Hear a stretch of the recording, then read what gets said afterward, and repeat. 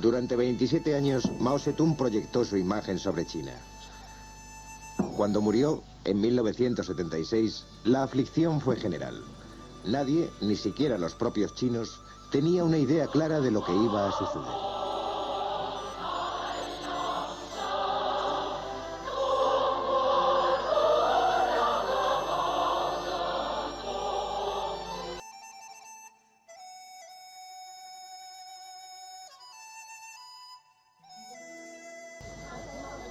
En abril, cuando ya Mao estaba enfermo, se produjeron motines en el mismo centro de Pekín porque la policía había quitado las coronas colocadas en memoria del último primer ministro, Zhou Enlai. Miles de personas se manifestaron contra los seguidores más extremistas de Mao, la llamada Banda de los Cuatro. El líder de este grupo radical era la propia esposa de Mao, Jiang Qin. Era una mujer ambiciosa y calculadora a la que no faltaba valor. Esperaba suceder a Mao y continuar e intensificar sus ideas revolucionarias. El hombre que sirvió de chivo expiatorio por los motines de Pekín fue su gran enemigo Deng Xiaoping. Él quería menos revolución y más realismo, una política basada en el sentido común que elevara el nivel de vida de 1.000 millones de chinos y que hiciera al país próspero y fuerte. Con el tiempo, como veremos, las ideas de Deng triunfarían en China. 5 años después surgiría como líder indiscutible del país.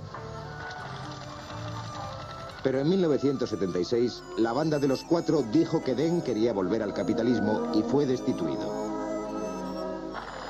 En su lugar, una figura mucho menos conocida, Hua Guofeng, fue designado sucesor forzoso a través de un pacto entre los radicales y aquellos que en secreto simpatizaban con la línea reformista de Deng. El 9 de septiembre de 1976, China se encontraba frente a estas 3 posibles opciones. Primera, la de Jiang Qin, es decir, la de la Banda de los Cuatro. Igualitarismo de extrema izquierda y revolución permanente. Segunda, la de Deng Xiaoping, modernización, elevación del nivel de vida y mayor contacto con el exterior. Tercera, la de Hua Guofeng, un punto medio entre las otras dos, continuar la política revolucionaria de Mao, permitiendo también alguna modernización. La historia de China después de Mao fue durante mucho tiempo la historia de la lucha entre las 3 diferentes concepciones que estas personas representaban. En un primer momento, Hua tomó la delantera. Fue nombrado jefe del Partido Comunista Chino y 4 semanas después, apoyado por importantes jefes militares chinos, ordenó que la Banda de los Cuatro, Zhao Wenjian, Wang Yongwen, Chan Chunchao y Jiang Qin fuera arrestada. Se los acusó de intentar hacerse con el poder y se emprendió una gran campaña para desacreditarlos y culparlos de todo lo que se había hecho mal en China durante los últimos años de la vida de Mao. Pero el pueblo pronto empezó a preguntarse, si la Banda de los Cuatro era tan mala, ¿por qué no hizo Mao nada para detenerlos? Y de esto a pensar que el propio Mao también se había equivocado a veces, solo había un paso. Entonces, ¿por qué tenía que seguir China apegada a sus ideas? Hua, nombrado por Mao, trató de evitar ese planteamiento. Si se hubiera demostrado que Mao había cometido errores, su propia posición se hubiera puesto en duda. A pesar de ello, demasiadas personas habían sufrido en China por culpa de la Banda de los Cuatro para que el asunto pudiese ser olvidado. Después de que Deng Xiaoping fuera rehabilitado en agosto de 1977, la verdad acerca de los últimos años de Mao y el terror que había reinado en China durante la Revolución Cultural empezaron a salir a la luz.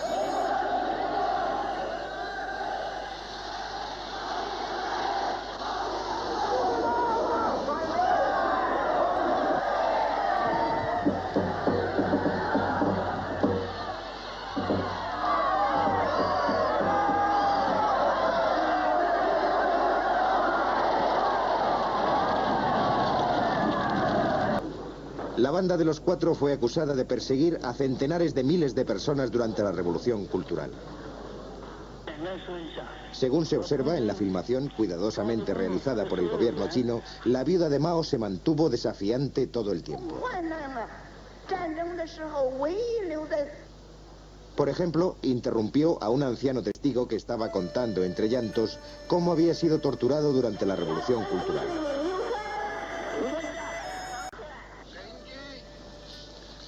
Cuando el juez ordenó a Jiang Qin que guardase silencio, ella se negó y dijo: usted está llamando a testificar a traidores y elementos peligrosos.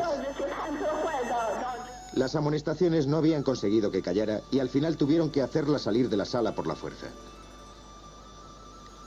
3 meses más tarde, el tribunal pronunció la sentencia.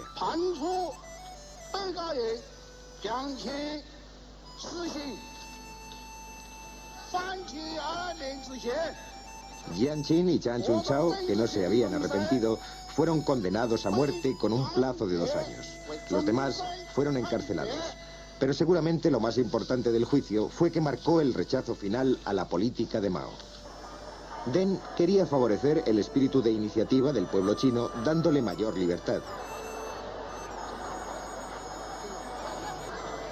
Aunque esa libertad tenía sus límites. Como comunista, Deng creía en un sistema de partido único en el que la clase obrera ejerciera la dictadura sobre sus enemigos. La tradición democrática que durante siglos se había desarrollado en Europa estaba por completo ausente. Solo 80 años antes, China todavía estaba gobernada por un emperador feudal.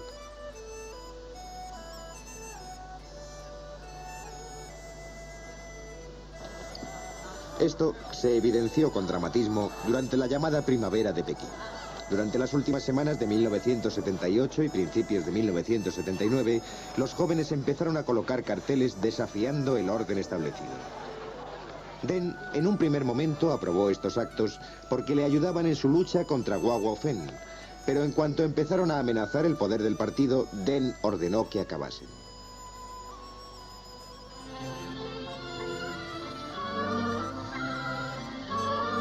De todos modos, de forma menos peligrosa políticamente, se permitió una mayor libertad de expresión y la vida de los chinos cambió. Por ejemplo, la música occidental podía ser escuchada públicamente.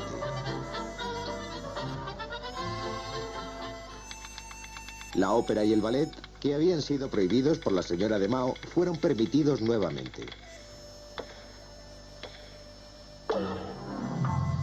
Y los jóvenes, interesados por las nuevas modas, pudieron bailar juntos.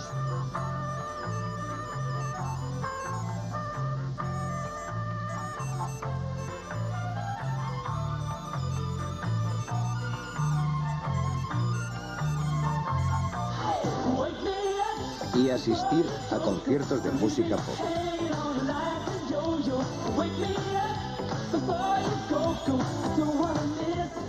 El mismo principio, mayor libertad y mayor campo para la iniciativa privada, se aplicó también a la economía. Pero aquí Deng introdujo un cambio mayor. Mientras Mao había querido que la gente trabajara de forma desinteresada por los ideales comunistas, sin pensar en la recompensa material, Deng se dio cuenta de que la gente solo trabajaría bien si conseguía incentivos de orden práctico, más dinero y una vida mejor.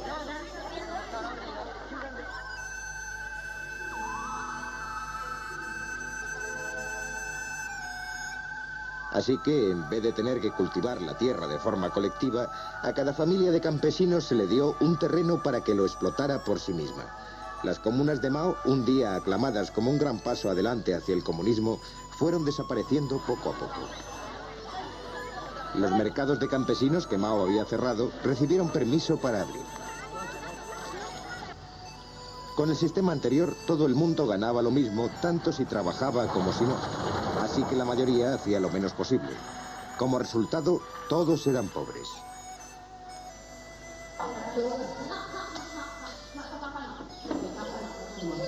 Con el nuevo sistema, cada familia era pagada conforme a sus resultados. De este modo, los que trabajaban más y tenían la suerte de haber recibido buenas tierras, podían enriquecerse y vivir cómodamente. Los que vivían en zonas de tierras pobres o no tenían trabajo, seguían siendo pobres, a menudo desesperadamente pobres. Esto llevaba a desigualdades entre ricos y pobres, no hasta el extremo de los países no comunistas que hubieran hecho que Mao se levantase de su tumba.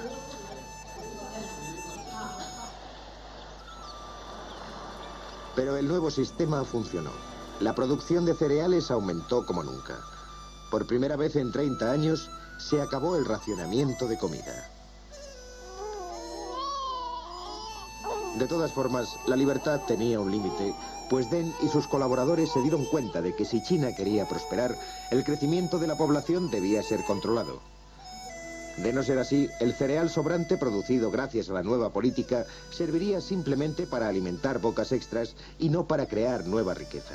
Y si la población seguía creciendo al ritmo de los tiempos de Mao, muy pronto no habría tierra suficiente para alimentarla, lo cual llevaría a racionamientos y al final al hambre. Así que comenzó una gran campaña. Decía a los chinos que solo podían tener un hijo. Tened un único hijo y modernizaos. Pero los campesinos querían tener muchos hijos para contar con muchas manos que trabajasen la tierra, ahora que cada familia era pagada según su rendimiento. Para esto no había una solución fácil. Pase lo que pase en China, el problema de la superpoblación continuará dominando toda discusión sobre el futuro.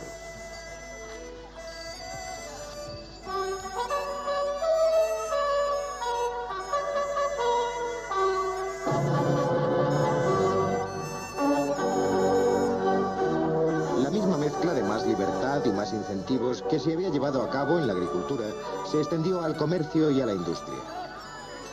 Por primera vez desde 1950, las tiendas de particulares y los restaurantes recibieron permiso para abrir.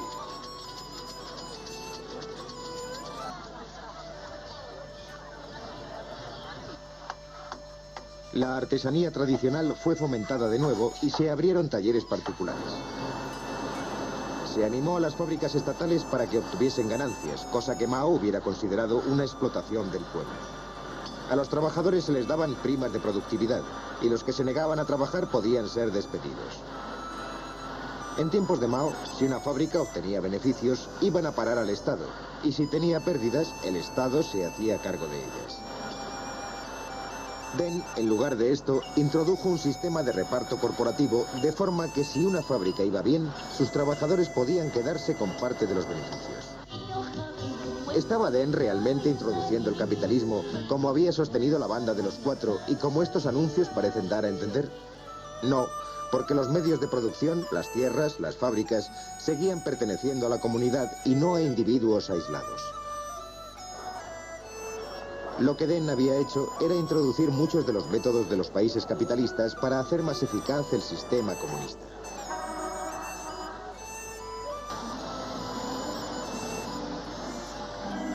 Deng aplicó el mismo principio al Ejército de Liberación del Pueblo.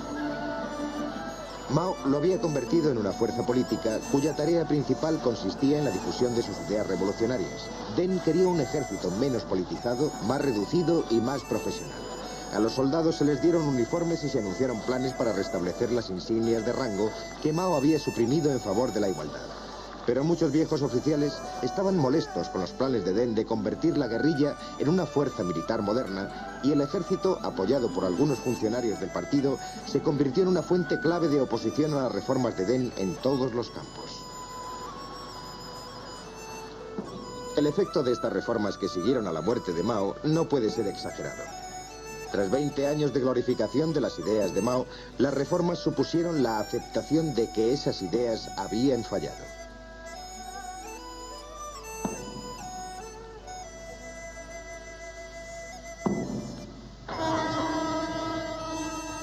El nuevo paso, dado por Deng, transformó las vidas de un cuarto de la población mundial. También tuvo un profundo efecto en la política exterior de China. Mao creía que una guerra era inevitable, que ésta destruiría el capitalismo y que la revolución triunfaría. Deng creía que el progreso se realizaría no a través de la revolución, sino por medio del trabajo y de la modernización, y para ello era necesario un largo periodo de paz. La única gran potencia con la que China tenía fronteras era la Unión Soviética. A finales de los 60, ambos países estaban al borde de una guerra. Más tarde, los chinos trataron de reducir tensiones y evitar el riesgo de un conflicto bélico iniciando conversaciones con Moscú. Pero la acción política más importante de Deng fue ampliar las relaciones de China con las naciones occidentales y el Japón, países capaces de proporcionar la experiencia y el dinero necesarios para que el país se modernizase.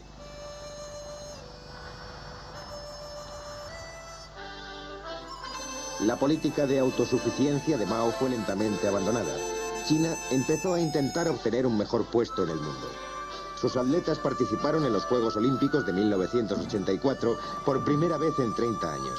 Y como una de las 5 potencias nucleares mundiales, China empezó a asistir a las negociaciones sobre desarme y se unió al Banco Mundial y al Fondo Monetario Internacional. En la primavera de 1979, Deng realizó una visita histórica a Estados Unidos para encontrarse con el presidente Carter. Un continuo flujo de líderes occidentales viajaron a Pekín, entre ellos el presidente Reagan y la señora Thatcher, que tenía un problema muy especial que discutir: Hong Kong. Esta isla capitalista en la costa sur de China había sido gobernada por Gran Bretaña desde 1843. Un siglo después, se había desarrollado allí una de las economías más dinámicas de Asia.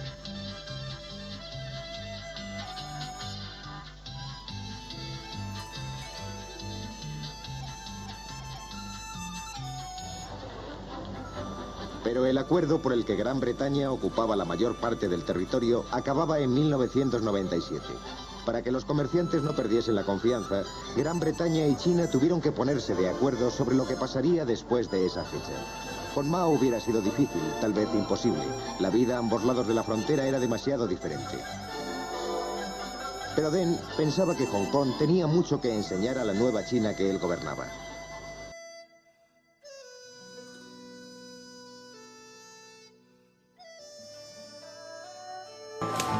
En un visto y no visto, China se ha convertido en la reina del tablero económico mundial. Y no lo ha conseguido con el ruido de los cañones, sino al son de sus cifras, según perciben muchos ciudadanos en distintos países. Hay 2 países que ahora están peleando por el poder en todo el mundo. Uno es Estados Unidos y otro es China. Estados Unidos utiliza la fuerza bruta a través de la guerra y su lucha implica muchas muertes, mientras China está utilizando un método civilizado que no conlleva más pérdidas. En el 2010 pasó a ser la segunda economía del planeta. Un año antes se hacía con el título de ser el primer país exportador del mundo. En solo una década, China ha cuadruplicado su Producto Interior Bruto. Pero no solo eso. Con sus manos ya toca el espacio. Mientras, con sus pies anclados a tierra, levanta nuevos rascacielos en distintos continentes. China tiene un futuro prometedor. Estoy seguro de que en 20 años alcanzará a Estados Unidos. El Fondo Monetario Internacional es más contundente. Según sus estimaciones, China sobrepasará la economía estadounidense en el 2016 y ya este mismo año dejará atrás a toda la Unión Europea. Pero quizá cuando el ciudadano de a pie comenzó a darse cuenta de que China se estaba convirtiendo en una gran potencia, fue observando estas pequeñas etiquetas. Made in China, fabricado en China. Estas 3 palabras son todo un símbolo del músculo económico del país asiático en cualquier parte del mundo.